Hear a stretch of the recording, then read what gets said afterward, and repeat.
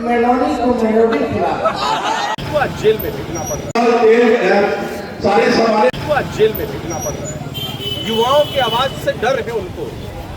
सिवान के अंदर AK-47 चला, ये नए अंग्रेज हैं, जनरल डायर बनना चाहते हैं।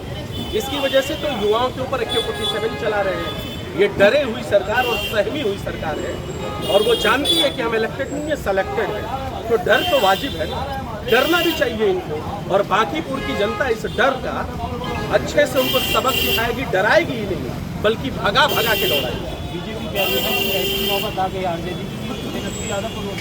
बीजेपी को तो ये कहना चाहिए कि 1,90,000 महिलाओं के खाते में कब जाएंगे, इसके ऊपर बात नहीं करेंगे।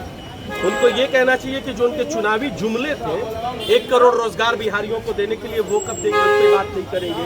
उन्होंने कहा था कि बंद पड़ी चीनी मिलें चालू करवाएंगे और नई चीनी मिलें भी स्टार्ट करवाएंगे, उसके ऊपर कोई जवाब नहीं देंगे। 2 दशकों से उनकी सरकार है और बिहार में बिना पेपर लीक कोई पेपर नहीं होता है, उस पर उनकी कोई जवाबदेही नहीं है। बिहार में सारे सामान खरीद रहे हैं, उनको महंगाई बढ़ा रही है।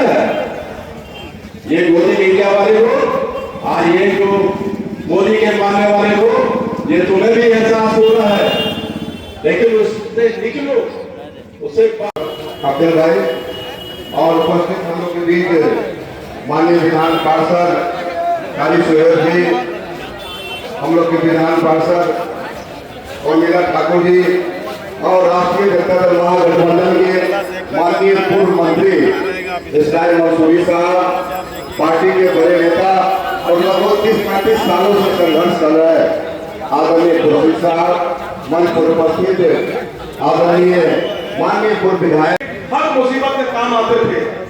आज एक नई पार्टी आ चुकी है, जिनका एक जड़ है जो पुणे है, जिनका कहीं जड़ है जो पुणे है। पिछले बार 7,000 लाए थे, अब की बहुत मेहनत करेंगे, 7 में 14,000 लाएंगे, 15,000 लाएंगे। तो मैं अपना वोट क्यों खराब करें? इसलिए साथियों आपसे अपील करना चाहता हूँ, 30 तारीख को आने वाला दिन में आप उसी में बटन दबाइए। राष्ट्रीय जनता दल की लोकप्रिय नेत्री श्रीमती रेखा गुप्ता को कैंपेन पर बटन दबा के भारी मतों पर विजयी बनाइए और साबित कर दीजिए आज ही आवेदनों के साथ आज भी बिहार का मुसलमान, पटना का मुसलमान एक पैरों पर खड़ा है। निरपेक्षता जो कहलाता है उसके सबसे बड़े लालू प्रसाद यादव कहलाते हैं। आज बिहार में भारतीय जनता पार्टी की हैसियत नहीं है कि लालू प्रसाद यादव या लालू प्रसाद यादव के लाल उनके बेटा तेजस्वी यादव का मुकाबला भाजपा कर सके। इसीलिए भाजपा नीतीश कुमार को अपना पिछड़ू बनाती है और युवाओं के पीछे धड़कन हम लोग के साथी भाई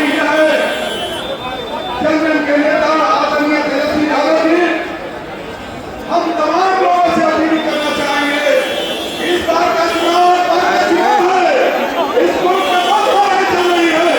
एक लड़ाई तो हिंदुस्तान की गंगा जमुना तहजीब को बचाना चाहती है, हिंदुस्तान की गंगा को बचाना चाहती है, हिंदुस्तान की आवाज़ों की जतारों को बचाना चाहती है। दूसरी हालत हिंदुस्तान की गंगा जमुना तहजीब को ताकत करने वाली है।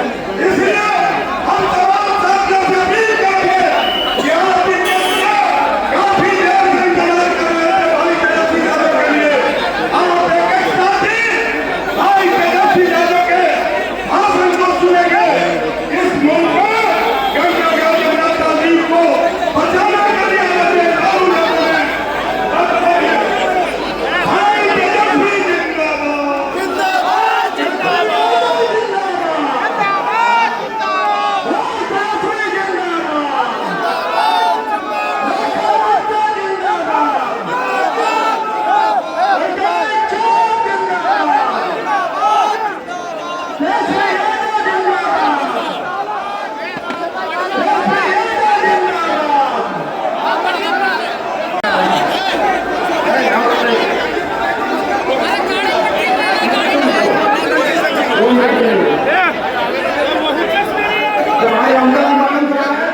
अपनी बात कहेंगे उसके बाद तेजस्वी जी बोलेंगे।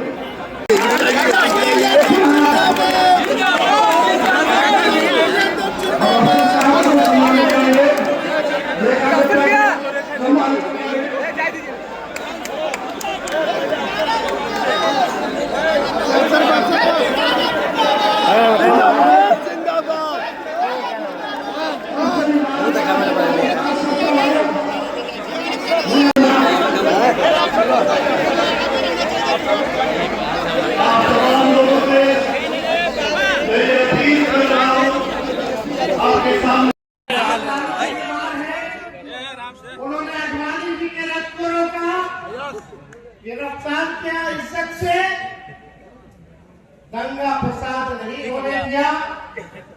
तेजस्वी राजनीति को पार्टी विपक्ष में थी।